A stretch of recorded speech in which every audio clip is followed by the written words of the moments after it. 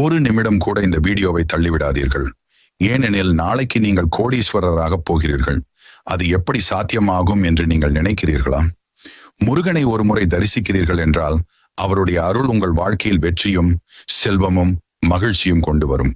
முருகன் ஒரு போர் தேவன் மட்டுமல்ல, அவர் அருள் பெற்றவனுக்கு எந்த இடையூறும் தடையாக வராது.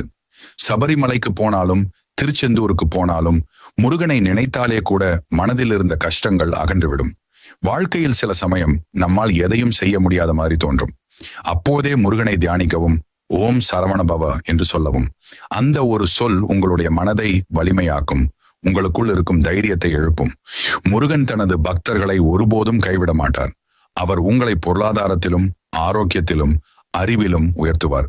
நீங்கள் நினைத்த சிறிய விருப்பங்கள் மட்டுமல்ல, பெரிய கனவுகளையும் முருகன் நிறைவேற்றுவார். நாளை உங்களுக்கு நல்ல வேலை கிடைக்குமா? வியாபாரம் வெற்றி பெறுமா? குடும்பத்தில்